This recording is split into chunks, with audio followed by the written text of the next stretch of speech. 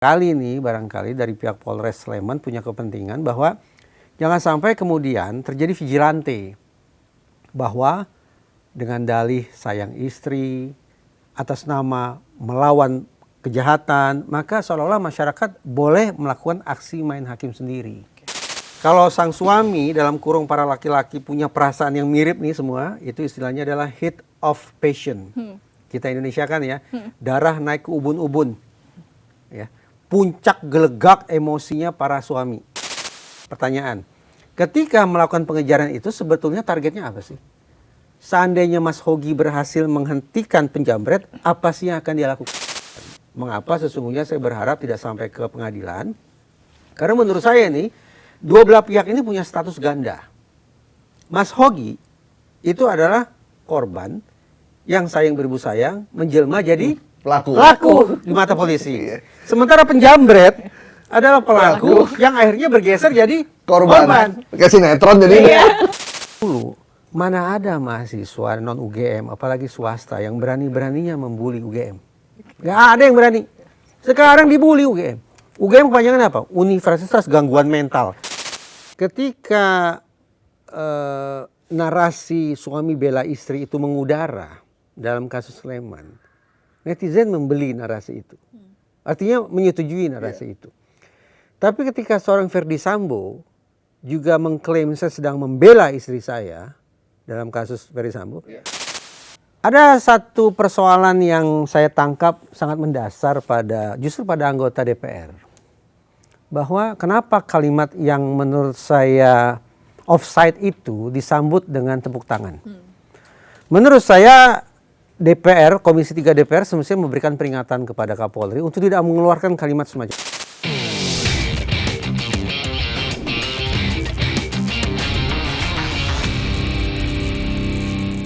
Halo, Assalamualaikum warahmatullahi wabarakatuh. Kita ketemu lagi di Bikin Terang bersama saya Fazilah Kainisa dan juga tentunya Mas Gaib. Dan kita kali ini mau bahas sesuatu yang lagi viral nih Mas Gaib ya.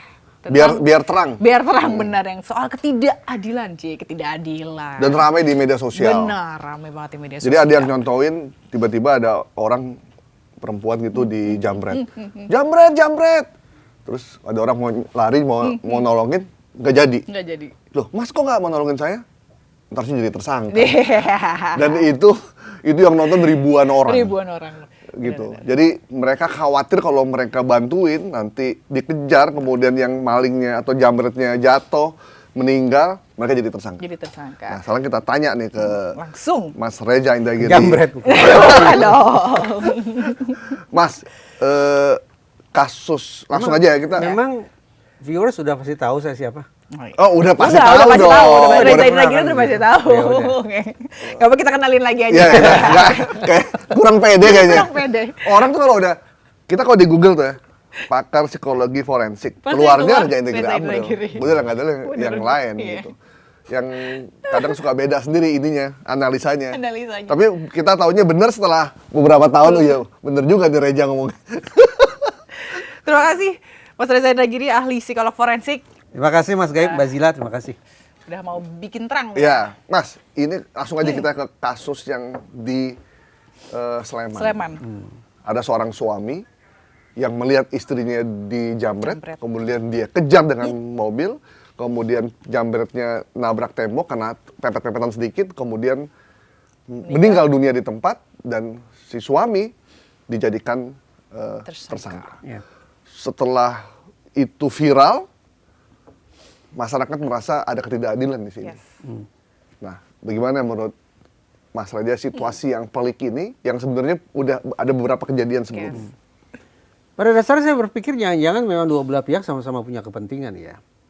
Kepentingan dari pihak suami, Mas Hogi ini apa? Kepentingannya ya, dia ingin menunjukkan kepada muka seluruh umat manusia bahwa saya adalah orang yang mengasihi istri saya.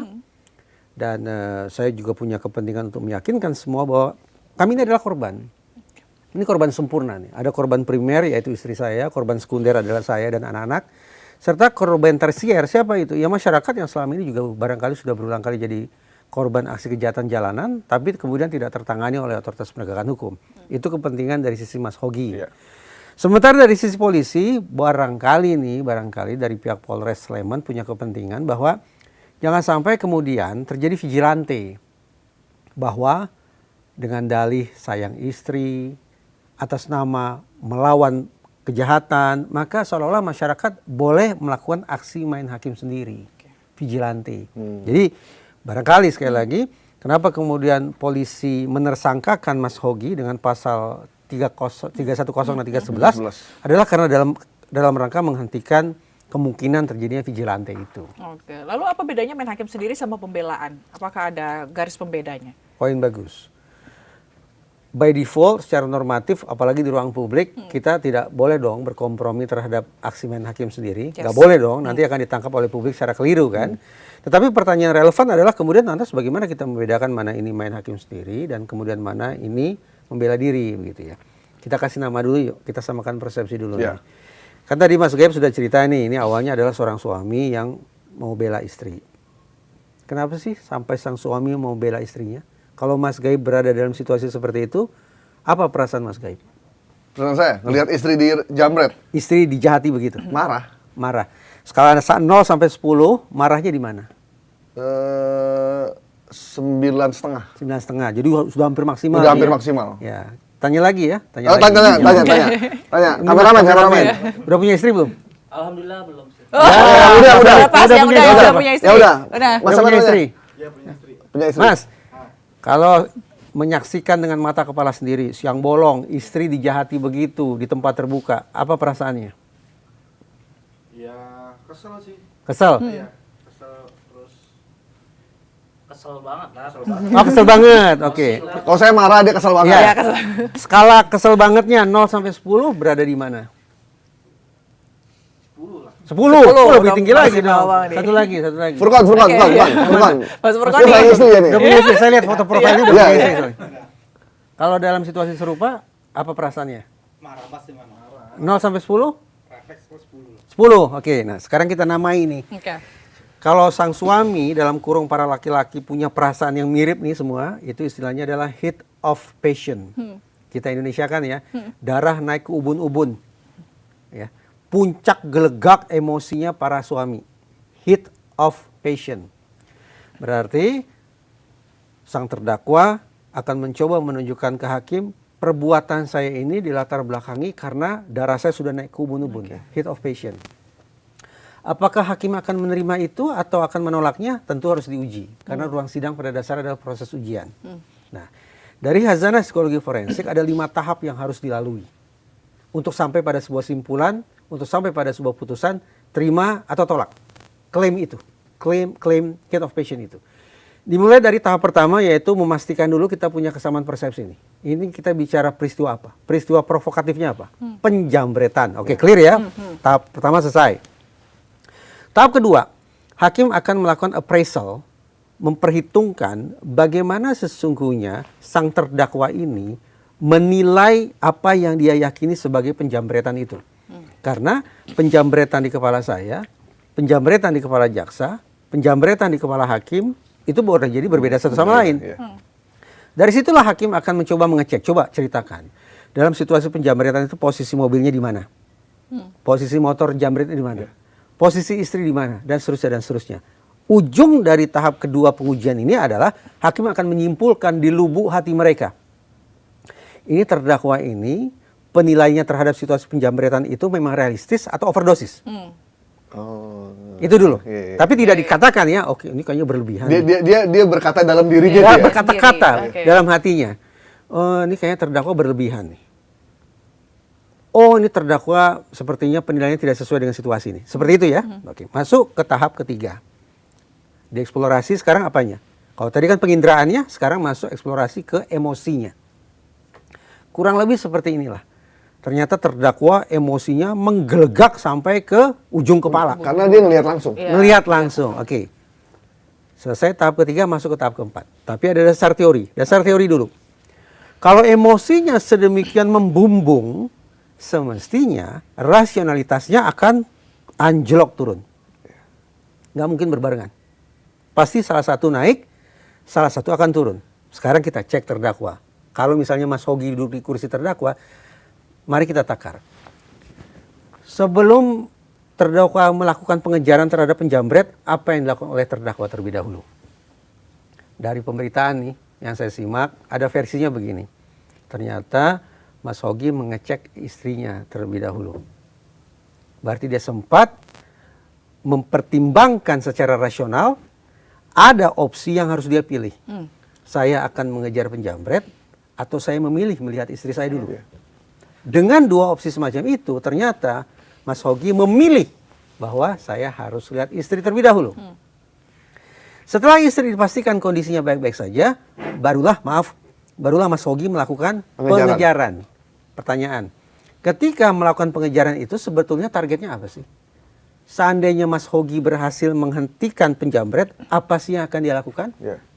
Ya katakan, ada versi begini. Tidak ada keinginan Mas Hogi untuk menabrakkan mobilnya. Jadi keinginannya apa? Mengambil tas. Berarti dalam situasi pengejaran itu, lagi-lagi Mas Hogi sanggup untuk memilih. Tujuan apa yang akan saya capai? Bukan tujuan ini, tetapi tujuan yang itu. Lagi ada versi tambahan. Di dalam kendaraan itu, Mas Hogi itu sudah memperhitungkan, saya punya mobil.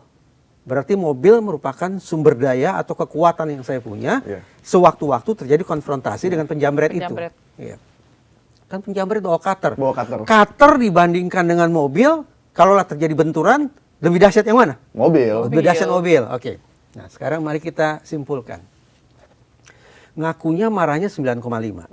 Ngakunya keselnya 10. Ngakunya marahnya 10. Tapi ternyata pada saat yang sama, rasionalitasnya bekerja secara optimal. Jadi benarkah orang ini klaimnya bahwa darahnya sudah naik ubun-ubun? Benarkah marahnya sedemikian menggelegak sampai melumpuhkan akal sehatnya? Benarkah klaim heat of passion itu? Berarti meragukan. Tahap kelima, ya memang kita tahu, akhirnya terjadi benturan sedemikian rupa. Kekerasannya terjadi di situ. Tapi pada poin ketiga dan poin keempat, ternyata sudah mulai terjadi korslet. Pada tahap pengujian, tahap ketiga dan keempat sudah mulai tidak sinkron. Kalau situasinya seperti ini, bacaan hakim seperti ini, maka hitung-hitungan saya, klaim terdakwa bahwa dia diamuk oleh amarah itu, katakanlah klaim murka itu, naik pitam itu, akan tertolak. Akan tertolak. Jadi, maaf kata ini, upaya membela diri terdakwa dengan klaim bela diri, dengan klaim bela istri, karena darahnya sudah sedemikian tinggi, itu akan ditolak oleh hakim. Karena dianggap perbuatannya ternyata tetap disertai dengan rasionalitas yang memadai. Saya sebagai ketua GBI, Gerakan Bela Istri, Iya. agak setuju memang Betul. saya ini. Hati kita sepertinya berontak. Iya. Ya, tetapi sekali lagi, hakim kan tidak akan secara a priori mengatakan iya atau tidak. Tapi harus lewat proses pengujian, pembuktian, tahap demi tahap. Setuju atau tidak setuju urusan lain. Tapi paling tidak, putusan hakim menerima ataukah menolak adalah putusan yang terukur. Oke, berarti hukum bisa melihat secara manusiawi ketika misalnya alasan hot claim tadi ya yang begini. darah tadi. Sebenarnya belum selesai. Per detik ini maka kira-kira putusan hakimnya apa? Salah kan? Betul kan? Terdakwa bersalah kan? Karena strategi pembelaan dirinya kan ternyata terpatahkan. Berarti putusannya adalah Anda bersalah. Namun jangan lupa, sesaat sebelum hakim mengetukkan palunya, ada satu hal lagi yang harus dipertimbangkan oleh hakim. Yaitu unsur pembenar dan unsur pemaaf. Karena ada satu tahap kecil ini, tapi bisa berpengaruh signifikan. Ibaratnya Lionel Messi, dia bisa mengubah ritme pertandingan. Nah, kalau ternyata hakim menemukan adanya unsur pembenar atau unsur pemaaf, maka bunyi putusannya akan kurang lebih begini. Saya sederhanakan saja ya. Benar loh, saudara itu terbukti loh. Melakukan pidana itu terbukti. Dalih saudara bahwa saudara tidak bisa berpikir jernih karena diamuk oleh amarah. Itu maaf ya, itu penilaian yang berlebihan. Namun jangan khawatir, walaupun saudara terbukti melakukan pidana, tapi kami hakim menemukan adanya hal-hal yang mendorong kami untuk memaafkan saudara. Ada hal-hal yang kami temukan yang membuat kami hakim memutuskan untuk membenarkan perbuatan saudara. Atas dasar itu, Kendati saudara sekali lagi terbukti sesungguhnya melakukan pidana, namun kami putus bebas. Itu bisa saja. Gitu. Jadi masyarakat, Mbak Zila dengan Mas Gaib, jangan buru-buru tergopoh-gopoh mengatakan, wah ini polisi prematur nih, polisi enggak. Nggak adil nih polisi ini. Tadi saya katakan, polisi sepertinya juga punya kepentingan agar ini tidak muwabah nih. Agar tidak muwabah aksi-aksi yang bisa dianggap sebagai main hakim sendiri. Tapi tenang saja, dalam pengertian masih ada proses di persidangan di ujung nanti itu yang memungkinkan bahwa orang-orang seperti Mas Hogi nanti ternyata akan diputus bebas oleh pengadilan. Mungkin Jill, masyarakat khawatir nanti kalau memang akhirnya sampai di proses ke pengadilan, nanti hakimnya ini nggak seperti yang itu. Semestinya sampai begitu. Semestinya ya? Iya. Masih ingat tidak? Hakim itu ketika membuat putusan mengatakan gini, ada hal-hal yang memberatkan. Ada hal-hal yang meringankan. Nah, pada momen-momen seperti itulah sesungguhnya terdakwa, Mas Hogi kalau dia masuk ke persidangan, maka dia bisa lolos dari lubang jarum. Ada yang di komen tuh bilang, jangan sampai kalau masuk pengadilan nanti sama kayak Vina. Sebetulnya saya pribadi berharap kasus ini tidak sampai ke pengadilan. Artinya tidak diselesaikan lewat mekanisme litigasi. Saya sepakat, ada kata-kata indah yaitu restoratif justice. Tetapi maaf, ini kan suka tidak suka ternyata berkasnya sudah sampai di kejaksaan. Setahap lagi sebetulnya sampai di persidangan. Nah, jadi kemungkinan litigasi tampaknya ya memang ada kemungkinan tampak di depan mata. Nah, ini kan peristiwanya udah beberapa bulan yang lalu ya. Dan si Mas Hogi dan istrinya itu juga mengalami masalah yang berat. Maksudnya dia harus bolak-balik ke kantor polisi, dia harus ditanya-tanya sama orang, bahkan kakinya dipakein pasangin GPS, dia sempat nggak berdagang beberapa hari gitu. Terganggu lah secara ekonomi. Nah, kemudian viral, kemudian barulah semua orang tergopoh-gopoh termasuk Kejaksaan Negeri dan akhirnya dipanggil di Komisi 3 sekarang. Maksudnya, kenapa nih mesti viral dulu baru kita ramai membicarakan ini? Itu kita sudah tahu ya, namanya delik viral kan ya. Delik viral. Jadi seolah-olah perjuangan untuk keadilan itu hanya akan bisa signifikan kalau memang ditopang atau didukung oleh para warganet. Nah, warganet dan kita semua juga semestinya punya keinsafan bahwa sebetulnya ini ada paling tidak ada dua versi kasusnya. Kalau dari sisi Mas Hogi dan Mbak Astria, Astria, narasinya apa? Suami bela istri kan, suami bela istri dari penjamretan. Ternyata dari pihak kepolisian narasinya bukan itu. Polisi itu pakai undang-undang lalu lintas dan angkutan jalan raya, yaitu pasal 310 dan 311. Sama-sama isinya tentang sederhananya mengemudi secara ugal-ugalan. Bedanya adalah 310 lalai, 311 sengaja. Jadi sebenarnya memang beda alam nih. Beda alam. Cuma masyarakat berharap ya kalau menangani kasus 310, 311-nya jangan lupa mundur dong ke belakang. Ada peristiwa pendahuluannya yaitu penjamretannya itu. Nah, itu tadi saya katakan. Mengapa sesungguhnya saya berharap tidak sampai ke pengadilan? Karena menurut saya nih, dua belah pihak ini punya status ganda. Mas Hogi itu adalah korban yang sayang beribu sayang menjelma jadi pelaku di mata polisi. Sementara penjamret adalah pelaku yang akhirnya bergeser jadi korban. Kayak sinetron jadi. Jadi donasinya kita mau kasih ke siapa ya? Donasi mau kasih ke siapa? Nah, walaupun sesaat lalu saya katakan saya sebetulnya memilih mekanisme restoratif justice saja. Mediasi saja. Persoalannya muncul juga. Mediasi itu mensyaratkan harus ada pihak yang minta maaf. Tidak harus diberikan pemaafannya. Tapi meminta maaf harus. Karena itulah titik awal mediasi. Kesediaan seorang pelaku untuk mengakui bahwa dia sudah melakukan kesalahan dan kerendah hatiannya untuk bertobat langsung kepada orang yang sudah dia rugikan. Itu esensi atau pokok awal dari restoratif justice, dalam kurung mediasi. Pertanyaan, dengan masing-masing pihak punya status ganda itu, lantas yang harus minta maaf siapa ke siapa? Coba. Yang minta maaf siapa? Bingung juga ya. Pelaku yang akhirnya harus kita katakan, hei pelaku minta maaf lah kepada korban siapa coba? Ya karena dua-duanya ganda. Iya, dua-duanya ganda. Nah, itu dia. Terakhir sih keluarganya Hogi ya datang ke ini minta. Datang kemana? Datang ke penjamretnya. Ke keluarga penjamret. Silaturahim gitu. Silaturahim. Apa yang dilakukan? Ya minta damai. Tadi saya katakan, semestinya nih, ini kebetulan ya agak pamer sedikit ya. Kebetulan saya mediator bersertifikasi. Oke. Coba telepon Pak Listio coba. Nggak tahu kali dia. Saya akan perjuangkan sampai titik darah penghabisan kasus ini. Maksudnya kalau nggak jadi pakar psikologi forensik mau jadi petani nggak?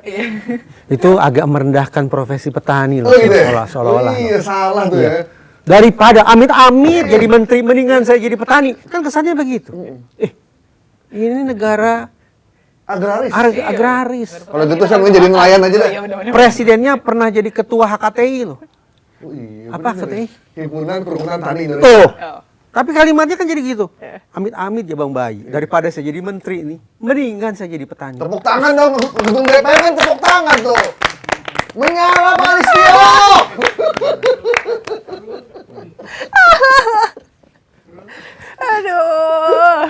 Aduh, hari ini sedap nih Mas Gaib deh. Ya.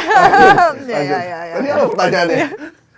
Ah, itu. Ini soal minta maaf. Mediator. Iya, Oh, mediator. iya. Iya, Iya. bersertifikat. Jadi omongan saya mudah-mudahan cukup legitimate lah, Iya. cukup proporsional lah Oke. untuk Tapi mengatakan. sertifikatnya asli nih ya. Iya. Asli, Apa? asli. Sertifikat bahasa Inggris akar katanya certificate. Oke. Di Indonesia kan jadi ijazah. Ijazah. Oh, Jadi gitu ya? ingin menanyakan apa Oh sesungguhnya? enggak. Nanya. Karena Sertifikat ya, bukan ijazah ya. Asal pramuka udah nggak ada sih, jadi udah aman lah. Saya itu merasa kalau udah masuk karya itu tuh hati saya itu terluka. Gitu. Kenapa ya? Belajar susah-susah Ini- dapetin sertifikat tuh jadi kurang lebih kayak gini nih. Maaf ya, Iya. saya lulusan PTN ternama di Republik ini, UGM. Oke. Dulu, Mana mana Pak Jokowi dong? makanya saya ini ada angkatan Pak Jokowi. Oh, Putaran juga? Oh bukan. Oh, bukan beda ya. Tapi yang saya katakan begini, dulu mana ada mahasiswa non UGM, apalagi swasta yang berani-beraninya membuli UGM. Gak ada yang berani. Sekarang dibully UGM. UGM kepanjangan apa? Universitas Gangguan Mental. Coba kan gak enak omongannya kayak gitu. Tapi itulah akibat situasi seperti sekarang. Udah kembali ke Udah, pokoknya. kembali ke mediator bersertifikat asli, Nah, bukan iya. buatan pasar Bukan pramuka. buatan. Iya. Terpikirlah oleh saya, bagaimana lah seandainya saya coba mediasi gitu ya. Tapi saya udah kepentok nih, di pintu pertama saya udah terbentur. Ini kan syaratnya harus ada rasa penyesalan, pertobatan. Bahkan syukur-syukur saya bersedia deh untuk mengganti kerugian yang sudah saya akibatkan. Kan esensi dari sebuah proses penegakan hukum itu bukan semata-mata kepastian dalam pengertian ada orang yang dikirim ke penjara misalnya. Tapi keadilan. Bahwa hak korban akhirnya bisa dipulihkan. Itu dulu tuh. Makanya ada restoratif justice. Penyelesaian secara kekeluargaan. Tapi lagi-lagi, yang harus menyampaikan saya menyesal, maafkan saya janji tidak akan mengulangi perbuatan. Itu siapa yang harus mengatakan itu? Penjambretnya atau Mas Hoginya? Dua-duanya kayaknya. Dua-duanya. Kalau dua-duanya akhirnya bersepakat saling memaafkan, maka semestinya tidak ada dong wacana tentang ganti ruginya berapa perak. Iya. Iya. Apa tali pusar ya? Apa? Tali asih. Asih. Tali pusar. Kali pusar ya. Tapi sekarang sudah berkembang narasi itu. Konon di ruang rapat Komisi 3 sudah ada perbincangan tentang berapa perak sih ganti rugi yang diminta oleh salah satu pihak kepada pihak lain. Loh, kalau begitu konstruksi situasinya, maka berarti pihak yang minta ganti rugi memposisikan dia sebagai korban. Dan pihak yang harus bayar ganti rugi adalah pelaku. Loh, barusan kita sepertinya bersepakat. Dua belah pihak statusnya ganda. Iya. Jadi gimana? Gimana ya? Jadi gimana? Akhirnya karena restoratif justice tampaknya juga pelik, mungkin realistis lah kalau kita lanjut sampai ke persidangan, tapi dengan harapan itu tadi. Akhirnya Ada paling dua. tidak ya, paling tidak sekurang-kurangnya hakim melihat ada unsur pembenar dan ada unsur pemaaf. Mungkin juga rekomendasi untuk Polres Sleman. Studi banding, entah itu ke Bekasi, entah itu ke NTB. Walaupun situasinya tidak sungguh-sungguh apple to apple juga. Di Bekasi kan pernah ada ya? Iya, pernah ada kasus Yang itu kan. begal, yang Iya. begalnya dia dibegal, kemudian begalnya dilawan, meninggal. Meninggal. Terus Kapolresnya malah memberikan Penghargaan. buat karena melawan ya. begal. Iya. Karena di Bekasi kan marak banget. Iya. Itu gimana? Kan bisa Iya. dua hal yang berbeda padahal kasusnya mirip-mirip. Situasinya mirip, tetapi dalam proses hukum tetap tidak boleh pukul rata. Tetap harus ditelisik satu persatu. Karena niscaya ada kekhasan satu sama lain. dalam kasus di Bekasi dan NTB, Lombok atau di mana Iya, gitu, Lombok. benturan antara si korban begal dengan pelaku begal terjadi di situ pada saat itu juga. Jadi kematian pelaku begal terjadi di situ juga, pada saat itu juga. Sementara dalam situasi Hogi yang tadi saya katakan, ternyata boleh jadi Mas Hogi masih bisa berpikir jernih untuk menentukan saya ngambil keputusan yang mana ya, saya mengambil opsi yang mana ya. Berbeda dengan situasi Bekasi dan begal dan NTB yang memang sepertinya tidak memungkinkan untuk berpikir opsi 1, opsi 2. Karena dalam kasus NTB juga sudah dipukuli dengan parang. Oke, berarti bisa masuk ke dalam pembelaan diri di kasus Bekasi sama Sebetulnya semua Lombok ini. pembelaan diri, Mbak Zila. Dalam kasus Mas Hogi kalau dia berlanjut ke persidangan juga itu dia pembelaan diri. Tetapi sekali lagi, pembelaan diri dengan alasan apa? Alasannya itu yang akan diuji. Waktu kasus polisi nabrak ojol, ya kan? Hampir mirip-mirip kan? Mereka beranggapan satu tidak melihat, Tidak melihat, ada tidak juga ekspor. untuk menghindari takut massa akan Amukan massa. amukan massa. Jadi dia melindungi diri dia dari amukan massa. Cuman ketika lewat ke lindes dan akhirnya juga gimana kasusnya? Iya, kayak nggak. Etiknya sudah selesai. Iya, Saya nggak tahu berlanjut ke pidana atau kayaknya tidak. nggak, cuma terakhir di etik deh. Ya, cuma di etik ya. cuma di etik doang kan? Kan hampir mirip-mirip kan tuh? Iya, Ya. Modalnya mirip kan? Dia melindungi diri juga kan dari amukan benar. amukan massa. Ya makanya sekali lagi, semua orang boleh mengklaim saya menghindari amukan massa. Semua orang boleh mengklaim saya sayang sama istri saya ingin melindungi suami saya, semua orang boleh saja bila Tapi diri gini, begitu. Mas. Tapi pada akhirnya harus diuji. Misalkan saya dalam situasi Pak Hogi ya, istrinya ini kan lagi naik motor. Ya. Kemudian jambretnya sambil naik motor, pakai cutter, copot tasnya, diambil. Itu sama kalau kita CFD ada orang lagi lari ya, Iya. tiba-tiba motor ngambil Tas atau tas apa. atau handphonenya gitu. Nah, kalau gitu nggak ada yang ngejar, takut jadi tersangka. Mungkin kalau saya ngelihat, pasti saya lihat istri saya dulu. Kalau istri saya jatuh, berdarah dan fatal, saya nggak pikirin tuh jambret. Oke. Saya akan ngurus. Oke. Oke deh, kita uji ya. Iya. Berarti Mas Gaib akan lihat kondisi istri. Iya. Kalau dia luka parah, Berhenti. berhenti. Bawa ke rumah sakit.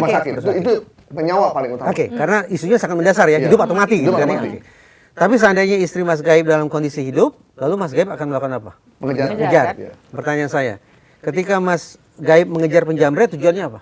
Ngambil itu tas. Ngambil tas. Itu barang-barang yang Karena kita punya kesempatan buat ngejar.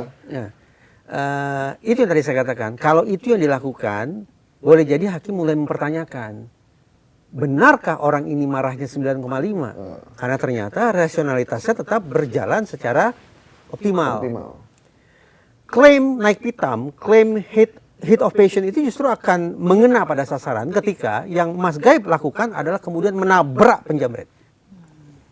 Saya tidak sedang memberikan saran, itu bukan saran, itu bukan rekomendasi. Tapi saya ingin mengatakan, hitung-hitungan emosi yang menggelegak, yang berkonsekuensi pada lumpuhnya akal sehat, itu akan lebih tercermin pada perilaku kejar penjamret, tabrak, jeger. Karena tidak berpikir tentang hal lain. Saya tidak berpikir tentang tas, saya tidak berpikir yang lain, kecuali semata-mata mengekspresikan atau meluapkan emosi saya yang sudah naik ke ubun-ubun itu tadi. Nah, itu justru kalau perilakunya seperti itu, hitung-hitungan yang tadi saya sebut lebih mengena. Tapi kalau misalnya kita nggak menyelamatkan, misalnya tadi Mas Gaib istrinya, mungkin di pikirannya Mas Gaib atau saya mungkin berpikir, kalau nggak saya yang ngejar atau saya yang ini, saya harus berharap sama siapa gitu. Mungkin banyak orang-orang masyarakat yang berpikir sekarang mungkin bukan polisi tidak bisa diandalkan ya, cuma maksudnya geraknya agak lambat. Jadi kita berpikir, oh kalau nggak kita, siapa lagi nih yang mau menolong kita? Mungkin Mas Hogi habis nonton Panji. Kita mau berapa sama siapa lagi? Polisi kita begitu. Ya, udah gitu, kita hanya berapa diri kita sendiri. Wah, kayaknya kita mesti berapa diri sendiri nih. Coba lihat, yang salah. Walaupun kesannya mulia, ini suami yang budiman, tapi sesungguhnya kita bisa memotret akal sehatnya jalan. Dia bukan naik pitam. Amarah 9,5 itu hanya sebuah klaim yang lebay. Di hiperbola. Nggak waras dan Di simpel dramatisasi. itu. Nggak waras dan simpel. Nah, kita harus tegaskan itu juga sekali lagi. jangan salah ya, posisi saya adalah sesungguhnya saya berharap tidak lanjut ke persidangan. Ya. Kalau lanjut ke persidangan ada unsur pembenar, ada unsur maaf Jadi, bagi Mas Ogi. jadi mesti dipahami bahwa Mas Reza bicara dalam konteks keilmuan ya. Iya, dalam proses di pengadilan itu akan begini. Iya. Termasuk tadi dengan pengujian meskipun sama-sama judulnya membela diri, tapi tentu akan diuji apakah pembelaan itu benar-benar murni dan juga tergantung pertimbangan dari hakim sendiri ya. Oh betul, maksud pada saya. akhirnya kembali ke hakim Iya, kan. ke hakim. Dalam yang kasus memutuskan. Bekasi misalnya, kenapa dua orang itu melakukan perlawanan? Karena kilau celurit itu udah kelihatan. Di kasus Bekasi ini. Membayangkan celurit, sakit dong. Iya. Ya, tidak terpikir yang lain. Kecuali Dibunuh atau membunuh. Iya. tepat. Siapa mati, siapa hidup. Yes. Berarti benar kan? Emosi yang sudah semikian tinggi tidak memberikan kesempatan kepada rasionalitas untuk memilih. Karena tinggal satu pilihannya. Hidup. Konsekuensinya lawan. Begitu juga kasus NTB. Udah kena parang, tangan, punggung, leher, segala macam. Nggak ada pemikiran lain. Kecuali serang balik. Dalam situasi Sleman, kalau memang benar nih versi media pemberitaan seperti itu, maka justru saya menangkap situasi di Bekasi, NTB, dan Sleman Jogja sesungguhnya tidak apple to apple betul. Tidak sebanding betul. Situasi Sleman Jogja berbeda dengan situasi Bekasi dan NTB. Tapi jadi penasaran, misalnya amit-amit, kita dalam kondisi gitu, Mas Reza, apa yang akan kita lakukan? Karena What should we do gitu Karena maksudnya? masyarakat Iya. mencontohkan kalau ada begitu lagi, udah kita nggak usah kejar. Iya, Gitu. kita, udah deh nanti kita Nanti disangkanya kita punya intention buat Yes. membunuh. Padahal Karena kita harusnya berpikir pakai akal bantuin. sehat, iya. Sayangnya ini obrolan kita ini kan akan ditayangkan kan ya. Jadi sudah barang tentu saya juga nggak mau dicap sebagai orang yang memprovokasi masyarakat untuk melakukan aksi main hakim sendiri. Ngerti lah maksud saya. Iya, paham. Nah, gitu. Saya hanya bisa kembali ke tataran normatif. Berikan kepercayaan pada Polri untuk menegakkan hukum. Nah, gitu. Iya, itu Mas Reza aja lah. Jadi kita Emang nggak percaya gimana pada Mas guys? polisi? Nggak percaya pada polisi. Saya percaya pada Allah Subhanahu wa taala. Gak boleh Mas Gaib, kita harus optimis, harus Iya, percaya. Kita percaya sama Allah Subhanahu wa Oh, iya, taala benar, dulu. benar, Itu baru pada lembaga-lembaga yang lain. Pertanyaan saya bukan Mas Gaib percaya pada siapa, bukan. Pertanyaan saya Mas Gaib percaya tidak pada polisi? Percaya. Percaya. Berarti setuju dong kalau polisi agar bisa melayani Mas Gaib dengan maksimal tempatkan langsung di bawah presiden. Bukan di kementerian. Apalagi Gua langsung ke situ sih. Agar bisa melayani sebaik-baiknya. Iya. Semangat ya. sampai aus nih. Ini belum masuk situ. Iya. Ntar. Oh, enggak. Ada pertanyaan itu tentang soal itu. Nah, apa jadi lupa tuh pertanyaannya. Nah, respon dari publik yang ditandai dengan komen dari para netizen, baik komen di media sosial maupun memparodikan peristiwa tersebut ya. Dan banyak sekali orang memparodikan itu. Itu yang hampir bisa dikatakan 9,99% itu mendukung Hogi dan menyatakan bahwa Polres Sleman, Kejaksaan Negeri tidak bisa melihat keadilan di situ. Saya bingung gini ya. Kenapa masyarakat responnya malah begitu ya? Saya bingung tanda petik. Ketika narasi suami bela istri itu mengudara dalam kasus Sleman, netizen membeli narasi itu. Artinya menyetujui narasi itu. Tapi ketika seorang Ferdi Sambo juga mengklaim saya sedang membela istri saya dalam kasus Ferdi Sambo, Iya. kenapa netizen tidak menganggukkan kepala? Karena polisi. Nah, kembali lagi kan. Alhasil, ini sesungguhnya disoroti oleh Dijebak masyarakat. kita. Ya. Yang disoroti oleh masyarakat, nun jauh di lubuk hati masyarakat, ini lebih dari sekedar penjabretan. Ini lebih sekedar daripada masalah mengemudi secara ugal-ugalan, baik itu lalai maupun sengaja. Ada isu yang lebih mendasar yaitu kepercayaan terhadap otoritas penegakan hukum. Nah, gitu. Iya. Padahal Gitu. menurut survei percaya loh masyarakat. Iya, survei tinggi ya. Iya, tinggi. Percaya sama Ya kita polisi. senang lah ya. Semoga polisi jadi pengayom, Benar. Pelindung, pengayom, Pengayom. jandung yom, Pelayan. pelayan, pelindung, pengayom pelayan, masyarakat, pelindung dan pengayom masyarakat. penegak hukum, dan pencipta ketertiban keamanan masyarakat. Tim Bapak. Amin. Sampai lupa saya. Ketertiban dan keamanan masyarakat itu apa singkatannya? Presisi. Ya gitulah. Iya. Nah, sebelum kita masuk ke profesi petani ya. Ya. Ini kita mau bahas sedikit soal pedagang kue gabus ya. Yes. Yang kemarin dia jualan, dituduh jualannya itu mengandung spon yang berbahaya, kemudian datanglah Babin Kamtipnas ya. Babinsa 2 orang. Berarti tentara dan polisi. Tentara dan polisi tentara ini dan polisi datang, datang. memvideokan, kemudian bilang bahwa ini makanan berbahaya, suruh makan, biar modar kowe gitu kan dengan bahasa itu, divideoin, kemudian disebarkan, dan sempat dipukul juga sampai si bapak ini yang udah tua renta ini trauma untuk kembali berjualan. Nah, setelah diuji di laboratorium ternyata beneran kue. Dan layak untuk dikonsumsi.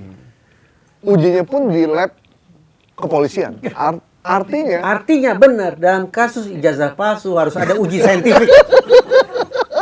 Kalau kue dagangan pasar aja harus ada uji saintifik, apalagi uji ijazah palsu. Benar kan? Masuk tuh barang. Tanpa uji ijazah, tanpa uji saintifik, itu tuh kejadian itu. Mas, kasus ijazah udah selesai karena kemarin teman-teman alumni Pak Jokowi dengan menggunakan bis rombongan datang ke rumah Pak Jokowi. Itu udah untuk reuni ya, atau silaturahmi ya, lah, gitu. membuktikan. Berarti rakyat bersuara nggak tayang lagi dong? Canda itu canda. Tayang dong. Tetap tayang. Kan kita berita banyak. Iya, kan, cuma bahas itu aja. Ijazah Pak Jokowi gitu. Ijazah kan udah masa lalu lah gitu. Nah, apa tadi pertanyaannya? Itu soal Terus pedagang kue. ternyata salah. Ya. Dan Di labnya polisi. akhirnya polisinya mereka minta maaf. Minta maaf. Terus Kapolres Depok bawa motor. Yes. Nggak cuma Kapolres Depok, katanya KDM juga ngasih. KDM juga ngasih. Dan beberapa orang lagi ngasih. Ada yang bangun rumah segala Yes. macam ya. Hebatnya orang Indonesia. Ya udah si bapak ini sedang diangkat derajatnya. Udah lupa dengan kejadian bahwa dia sempat diintimidasi, sempat di. Nah, apa fenomena apa sebenarnya Mas? Itu kan vigilante sesungguhnya. Aksi main hakim sendiri. Vigilante kan Iya, itu kan? vigilante. Yang sayang beribu sayang, tragedinya vigilante dilakukan oleh pihak yang semestinya harus kita asumsikan punya pemahaman tentang hukum yang lebih baik daripada masyarakat kebanyakan. Konsekuensinya, kalau dibawa ke ranah pertanggungjawaban ini, entah itu ranah pertanggungjawaban etik, entah itu ranah pertanggungjawaban pidana, profesi mereka justru akan memberatkan sanksi mereka. Karena melakukan aksi main hakim sendiri ketika mereka mengabaikan rambu-rambu etik yang melekat pada diri mereka. Dan itu menjadi sangat kuat beritanya ya, karena terjadi sama rakyat kecil lah rakyat gitu. kecil. Dan semua orang tuh jadi terenyuh gitu. Bahkan seorang Hotman Paris ya. Iya. Nggak, di saat gini kita disalahkan karena mungkin berpikir rasional tadi. Misalnya kita mau membela. Nah, itu mah. Jadi kayak kontras gitu. Iya, jadi dan ketika aparat yang harusnya membela, dia pukul-pukul. Berdalih atas walaupun nama teman-teman penindakan. Babinsa ini beranggapan bahwa dia membela masyarakat karena ada laporan dari masyarakat di video viral itu. Dia ngecek dan ternyata dia kan responnya diperas itu apa keluar air emang.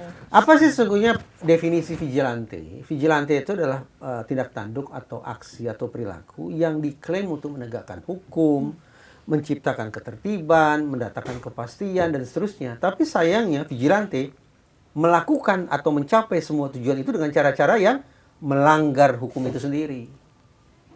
Ini paradoks kan? Saya ingin menegakkan hukum, tapi dengan cara melanggar hukum. Iya. Saya anti KKN, tapi boleh dong saya titip 1-2 orang.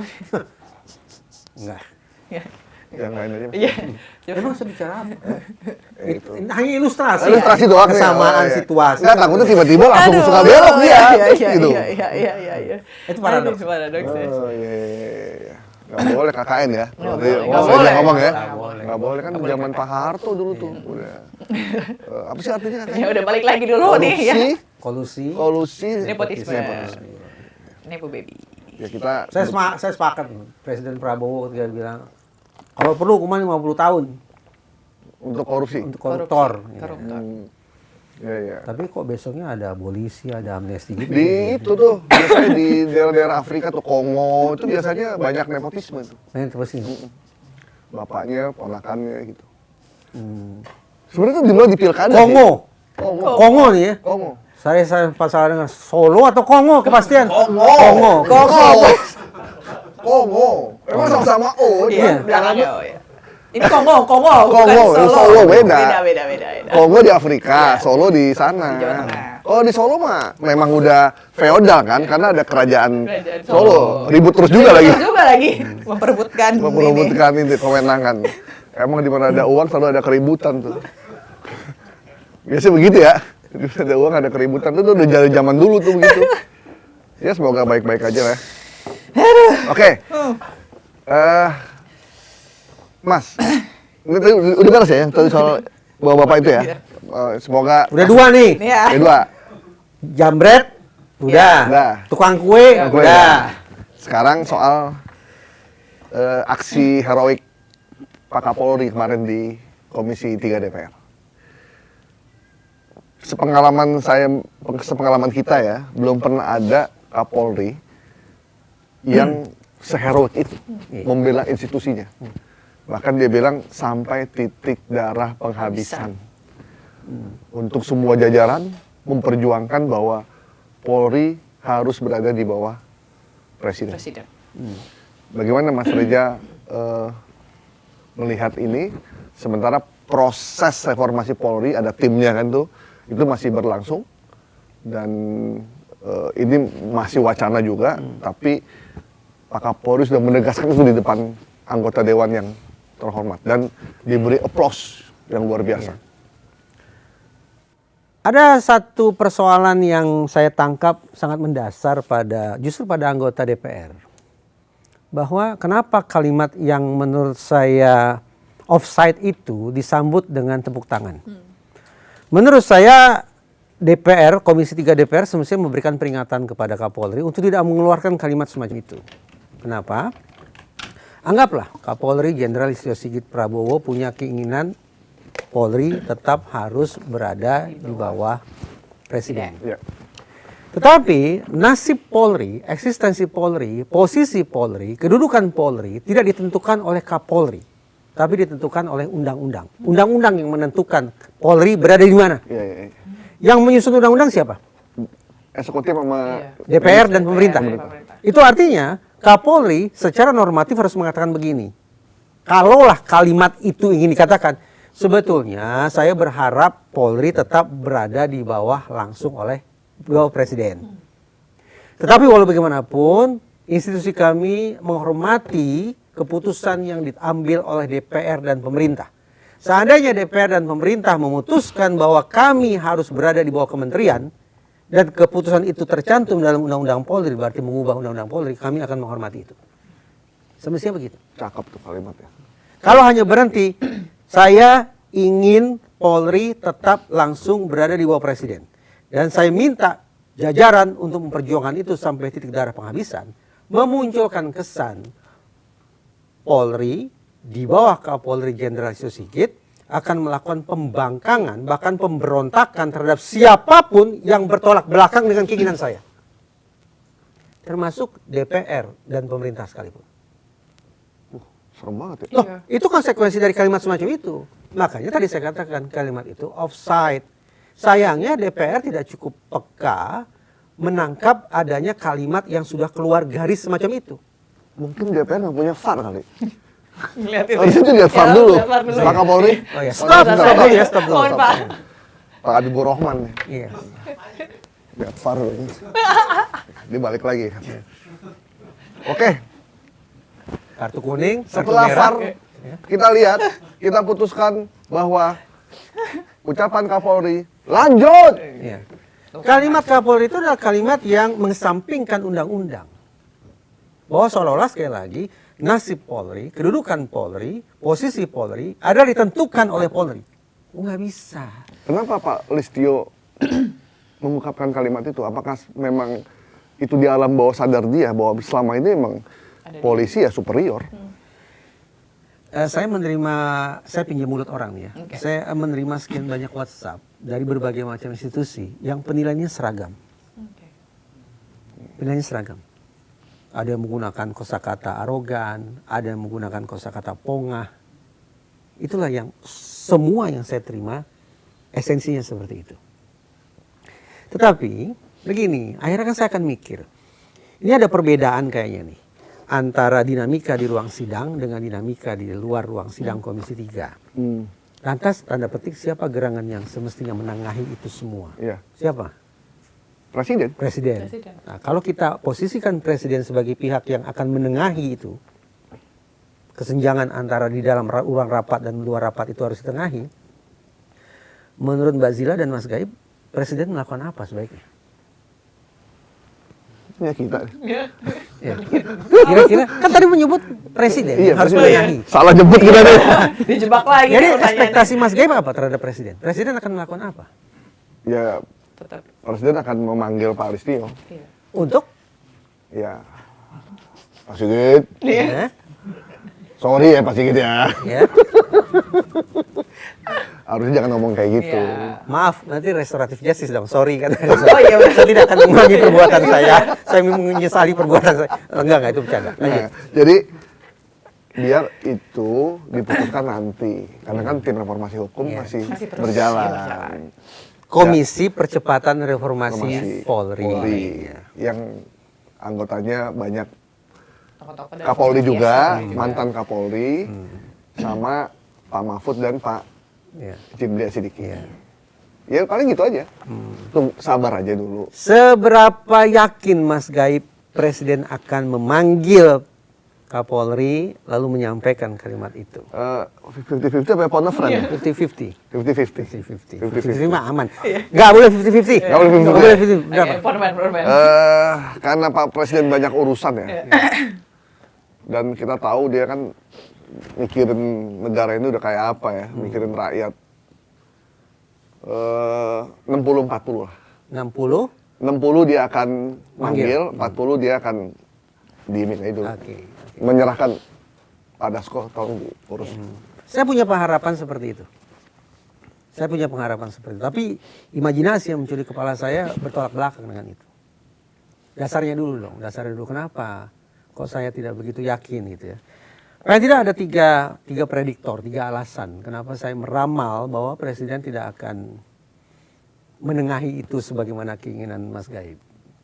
Pertama, sekian banyak kaum cendik-cendikia kan membuat analisis, sinyalemen lah Pak tidak. Walaupun saya juga tidak bisa mengecek kebenarannya. Katanya Pilpres 2024 itu kan juga diwarnai dengan pemanfaatan alat negara untuk kepentingan politik praktis. Kalau sinyalemen itu benar adanya, maka kita paham lah ada politik balas budi yang harus dibayar. Satu itu. Yang kedua, ingat tidak, hanya beberapa jenak setelah dari Mabes Polri mengeluarkan Perpol nomor 10 tahun 2025 tentang penempatan personil Polri di sekian banyak kementerian lembaga, apa kata Pak Mahfud? Inkonstitusional. Bukan hanya Pak Mahfud sesungguhnya mengatakan banyak. Tapi Mas Gaib, apalagi sebagai orang media dan juga Mbak Zila, pernah tidak menangkap data, menangkap berita, menangkap informasi bahwa Presiden memanggil Kapolri karena sudah mengeluarkan? Tidak ada ya? Oke, 2. Yang ketiga, Presiden menyatakan membentuk Komisi Percepatan Reformasi Polri. Beberapa jam berselang dari Mabes Polri juga keluar komisi serupa. Kita ingin memaknai apa ini sesungguhnya? Tidak cukupkah Presiden membentuk komisi dan memberikan kesempatan kepada komisi untuk bekerja? Tidak cukupkah? Oke, 3 ya. Oh, 3 kan tadi? Sebenarnya ada satu lagi. Apa? Berarti itu dikoreksi 4. 4 begini. Mungkin kalau yang ketiga ada sebelum keempat, Iya. mungkin Polri menerapkan istilah fastabiqul khairat. Apa itu? Berlomba-lomba dalam kebaikan reformasi. Oke, boleh semacam itu. Tapi sekali lagi, tidak cukupkah? Iya. Kenapa saya Kapolri harus berlomba-lomba dengan presiden saya? Kan nggak masuk akal juga. Iya betul. Padahal kepinginannya di bawah presiden kan. Nah itu poin bagus tuh. Nomor 4. Sekian bulan silam, kalau saya nggak salah Januari atau Februari, Presiden dari podium pada saat rapat TNI Polri mengatakan salah satu ciri negara gagal adalah Polri yang gagal, polisi yang gagal, dan tentara yang juga gagal. Saya mulai menangkap ada sinyal-sinyal positif nih. Polisi ingin melakukan pembenahan. Nah, beberapa waktu kemudian Presiden membentuk Komisi Percepatan Reformasi Hukum. Membumbung harapan saya. Betul, Presiden merealisasikan janjinya. Segendang sepenarian dengan ekspektasi masyarakat luas. Tapi begitu melihat komposisi keanggotaan komisi tersebut, saya membahasakannya begini. Ada nama-nama anggota yang memupuk harapan, ada anggota yang memupus harapan. Memupus ya. Iya. Saya jadi membayangkan, komposisi ini justru mencerminkan sikap ambivalennya Presiden. Sikap mendua Presiden. Dari 4 situasi yang saya sebut barusan itu, izinkan saya untuk tidak yakin Mas Gaib. Saya menduga keinginan Mas Gaib itu tidak akan terrealisasi. Artinya kalau di ruang rapat Komisi 3 DPR RI bertepuk tangan, perkiraan saya di istana juga bertepuk tangan. Tidak ada perubahan. Iya. Jadi via valen ya tadi. Via Valen. Ambivalen. Ambivalen. Ambivalen. Langsung bikin logo Via Valen. Ya status Via quo. Valen, yes. Status quo. Ya, jadi Status quo. 50-50 dong berarti kan. Ya. Oh enggak, saya tidak yakin. Oh enggak yakin ya. Berarti ya hampir 100%. Kita berharap 60-40. Iya. Betul iya, saya berharap begitu. Tapi ya saya tidak yakin juga Presiden akan menengahi situasi ini. Nah, kita kan berharap nih tim percepatan reformasi hukum kan udah melakukan pekerjaan nih. Iya, sedang. Semua udah dipanggil. Iya. Jadi teman-teman asosiasi media juga dipanggil. Asosiasi semua tuh udah dipanggil.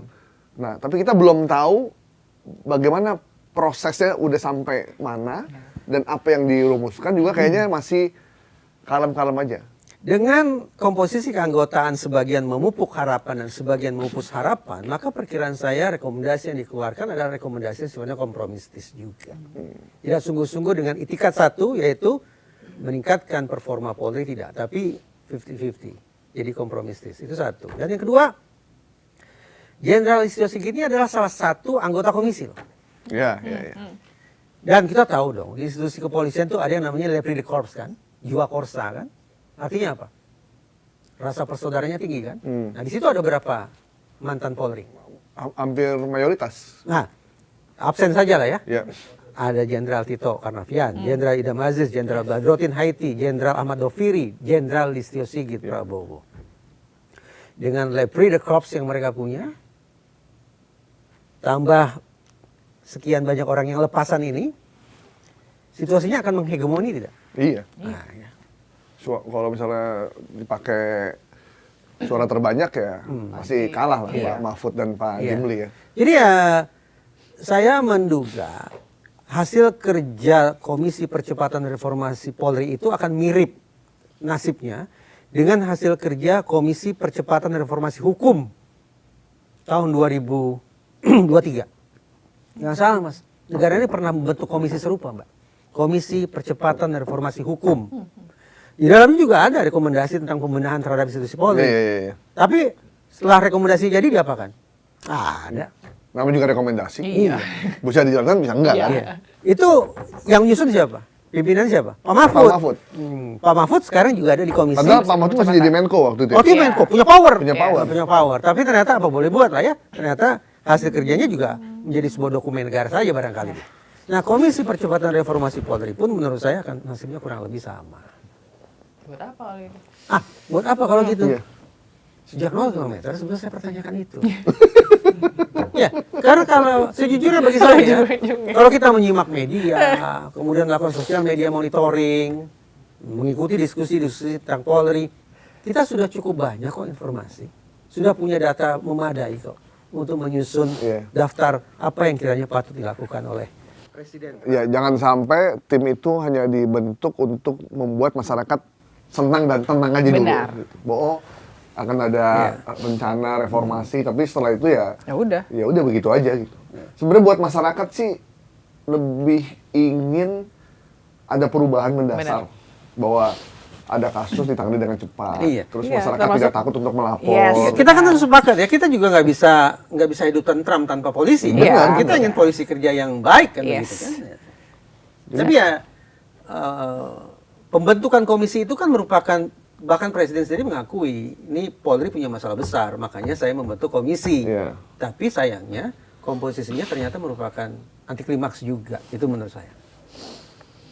Oke, Oke. kita tunggu bagaimana hasilnya. Nanti apapun yang diambil dari urusan reformasi Polri, nanti kita akan lihat. Mungkin kita nanti akan putar lagi omongan Mas Reza ini. Mas Reza. Terkait dengan informasi Polri nanti ya. Waktu yang akan membuktikan. Oke. Oke, Mas Baik, Reza, terima kasih terima banyak. kasih banyak. Terima kasih ya. Dibikin terang tuh narasumbernya tuh kompeten dan kredibel. Kan lagi. Jadi bisa dipertanggungjawabkan di hadapan publik. Itu dia makanya telah bikin terang ya. Lagi Mas ya. Terima kasih Mas Reza, terima kasih banyak. Dan itu dia tadi bikin terang. Semoga kita bisa ketemu lagi di bikin terang selanjutnya. Bye bye. Bye bye. Thank you. Thank you.